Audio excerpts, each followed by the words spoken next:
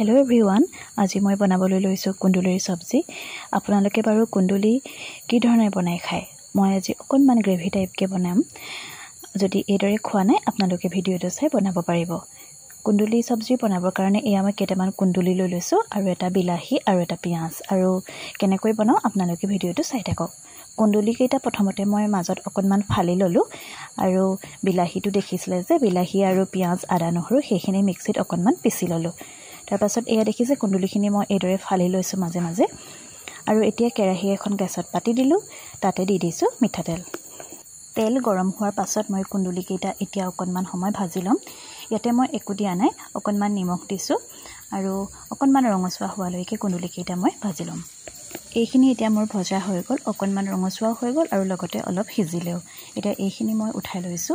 তাৰ পাছতে সেই বাকি থকা তেলখিনিতে এটা শুকান জলকীয়া এদৰে মই ভাঙি দিছো।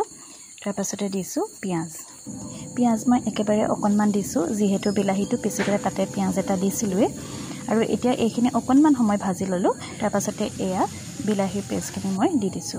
এতিয়া গেছৰ জুইটো একেবাৰে কম কৰি লৈছো আৰু এইখিনি অকনমান তেল ওলোৱালৈকে ভাজি লম।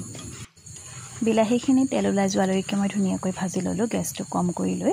তাৰ পাছতে এতিয়া ইয়াতে দি দিছো মই হালধি, এইখিনি ধুনীয়াকৈ লৰাই অলপ সময় মই ভাজি ললো।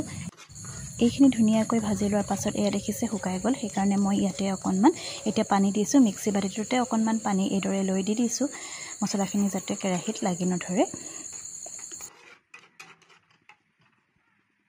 যেহেতু মই অকনমান গ্ৰেভি টাইপ কৰিম সেইকাৰণে আৰু অকনমান পানী দি ধুনীয়াকৈ মই গ্ৰেভিকন কৰি ললো। তাৰ পাছতে ইয়াতে এতিয়া দিছো মই অকনমান জিৰা গুৰি আৰু অকনমান মিট মছলা আৰু এইখিনি ধুনীয়াকৈ এয়া দেখিছে গ্ৰেভিকন ডাঠ হৈ গ'ল, ধুনীয়াকৈ হৈ গ'ল আৰু এতিয়া ইয়াতে মই কুন্দুলি কেইটা দি দিছো। এতিয়া দিছো জোখমতে নিমখ আৰু তাৰ পাছত এইখিনি এতিয়া সিজিবলৈ দিম আৰু অকনমান মোৰ গ্ৰেভিখিনি ডাঠ হোৱা নিচিনা লাগিছে যিহেতু আৰু অকনমান সময় সিজিব লাগিব সেইকাৰণে অকনমান পানী দিছো, বেছি নহয় দেই, অকনমান দিছো আৰু এতিয়া মই ঢাকি দিছো। 5 মিনিটমান সময় কম জুইত এদৰে মই সিজিবলৈ দিলো। এয়া চাওকচোন কিমান ধুনীয়াকৈ উতলি আছে। এয়া মোৰ হৈয়ে গ'ল আৰু মই এটা এদৰে চাইছো সিজিছে নে নাই, ধুনীয়াকৈ সিজিয়ে গ'ল আৰু মোৰ ৰেডি হৈ গ'ল কুন্দুলিৰ সবজি। আপোনালোকে বাৰু এইদৰে বনাই খাইছেনে আগতে? আৰু এই সবজিখন ভাতৰ লগত বা ৰুটিৰ লগতো খায়ো বহুত বেছি ভাল লাগে। আজিৰ ভিডিওটো ইমানেই আছিলে। যদি ভিডিওটো চাই ভাল পালে লাইক, কমেণ্ট আৰু শ্বেয়াৰ কৰি দিব আৰু যদি ফেচবুক পেজত চাই আছে পেজখন ফলো কৰি দিব আৰু যদি ইউটিউবত চাই আছে চেনেলটো ছাবস্ক্ৰাইব কৰি দিব।